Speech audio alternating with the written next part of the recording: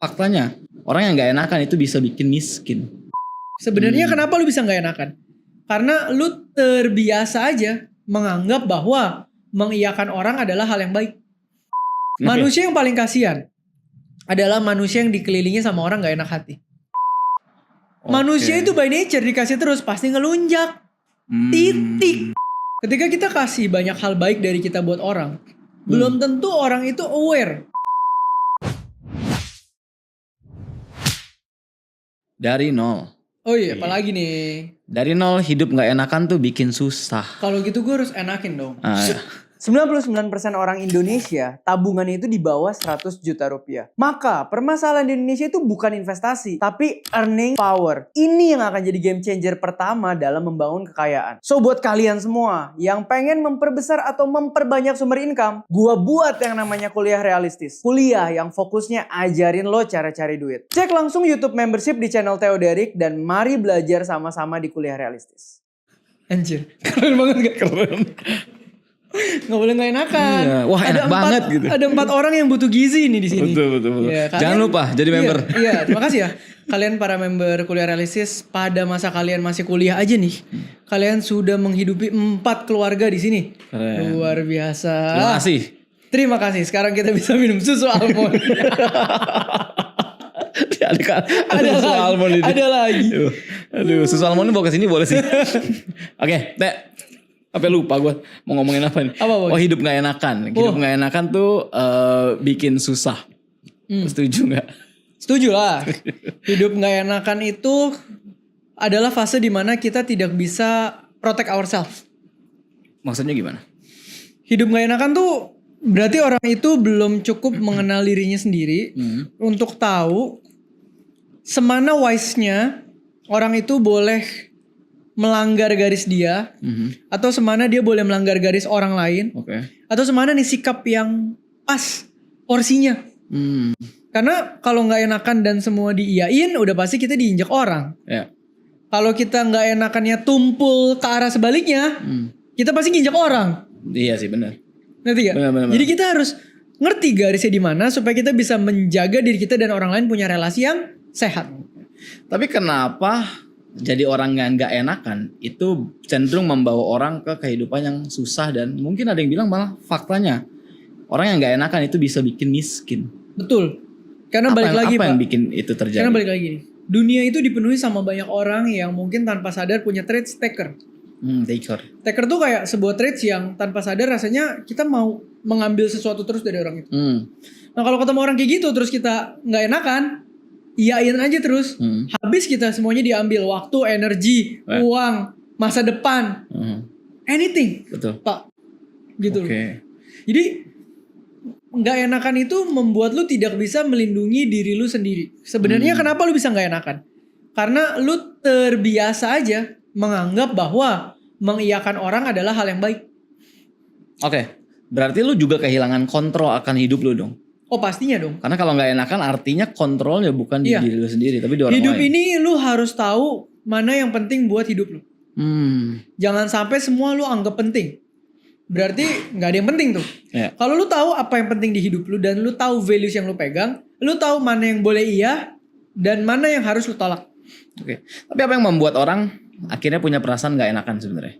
Lo pernah punya pengalaman gak? Punya. Orang yang bisa sekarang merasa gak enak karena dia belum punya values atau gambar diri yang dia pegang tentang dirinya.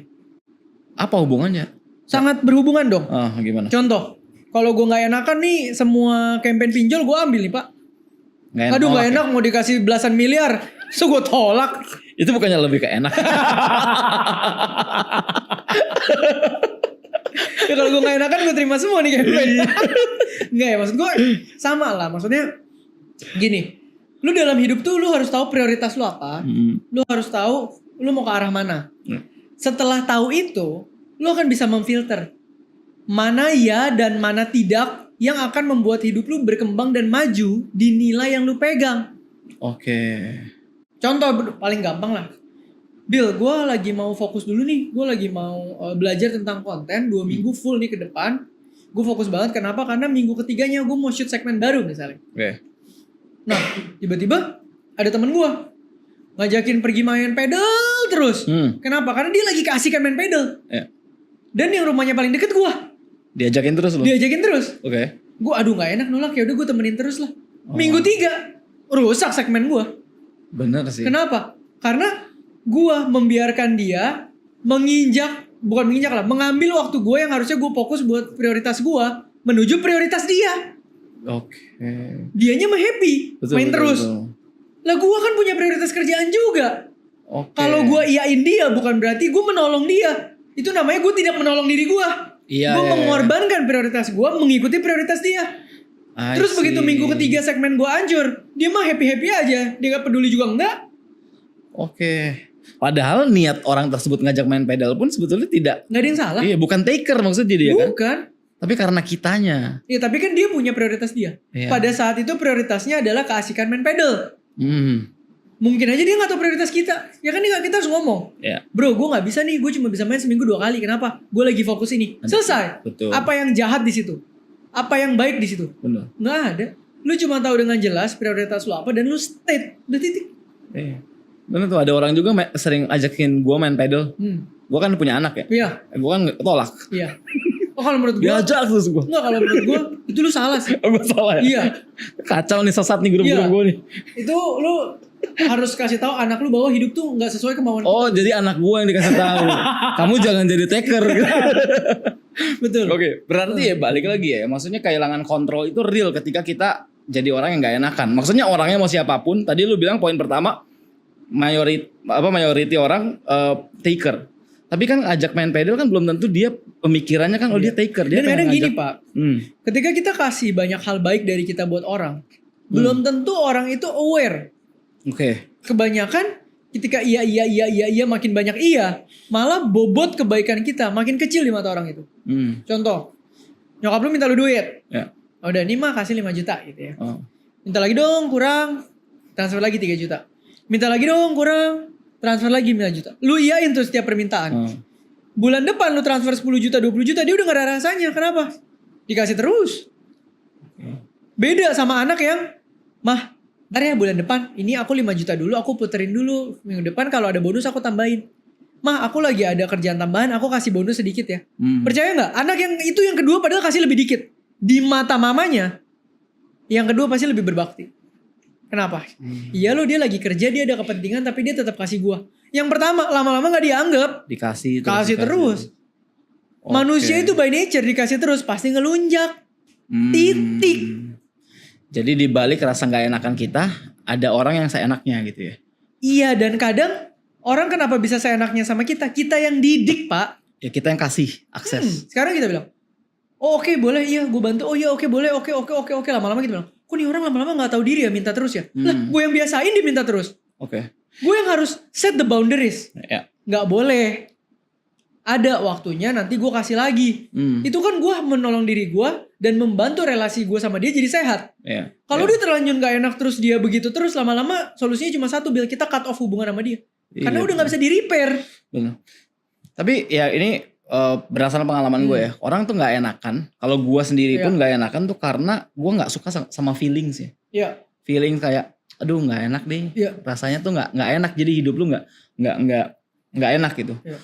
Apakah itu sama dengan kayak apa ya? Ini gue mau nanya tentang empati sebenarnya. Gimana cara bedain kita punya empati dan hidup yang gak enakan? Oke.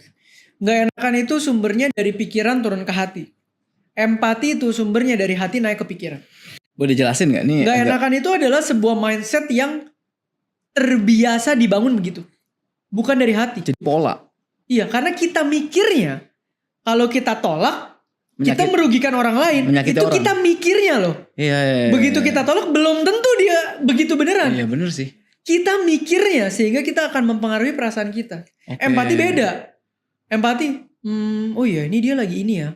Aduh kalau jadi lagi berat ya. Aduh apa yang bisa gue support ya. Dari hatinya. Dari hati naik ke pikiran. Hatinya tergerak, gue mikir.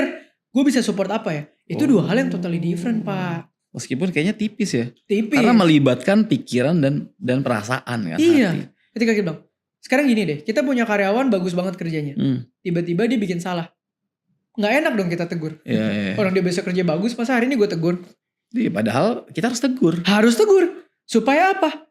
Kedepannya kita bekerja sama makin enak. Betul, dan dia juga makin berkembang, itu bagus buat iya, dia. menegur kan membuat dia makin berkembang. Kalau enggak, dia nggak tahu dia salahnya di mana.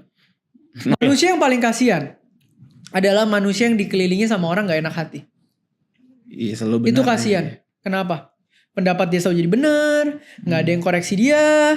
Lu juga nggak tahu ke depan mau improve apa. Iya. Akhirnya di situ-situ aja hidupnya. Di situ-situ aja hidupnya. Itu terjadi ketika bokap nyokap lu kaya, didikannya begini. Anaknya nggak ada arah pasti. Lama-lama lu bisa lihat, cukup, semuanya kok anak aman. begitu ya? Iya. Masalahnya sering terjadi gini, oh tuh anak mau ngapain kasih terus. Begitu tuh anak kurang ajar, kita salahin anaknya. Iya. Kok lu jadi kurang ajar kan gue kasih terus. Justru karena dikasih terus jadi kurang ajar kan kebalik. Iya, paradoks jadinya nih. Paradoks. Oke. Itu yang sering terjadi Pak. Oke. Nah, ini juga ada kontranya nih, Teh.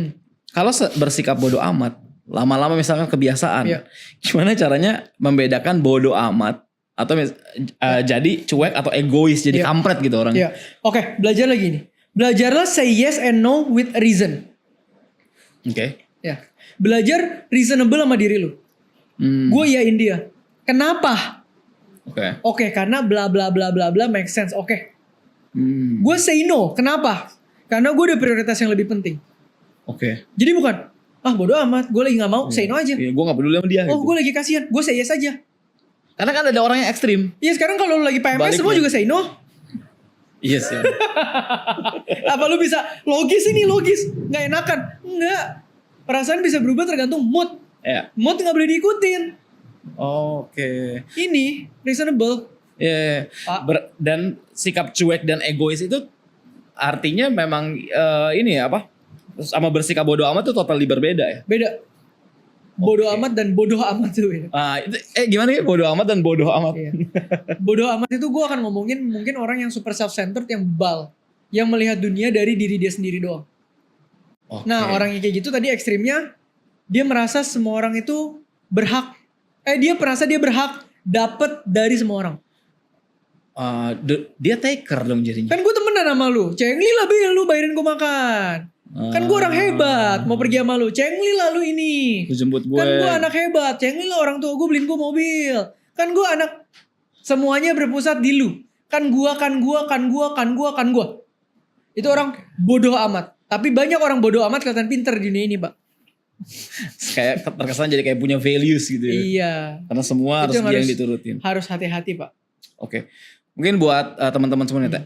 Gimana caranya ada dua ekstremis kan? Satu orang yang bersikap tadi nggak enakan. Ya. Apa pesan lu buat mereka? Teman-teman, perjalanan hidup itu adalah perjalanan pendewasaan dan perealistisan diri. Dalam arti apa? At the moment lu mungkin akan kiri banget. At that moment lu akan kanan banget.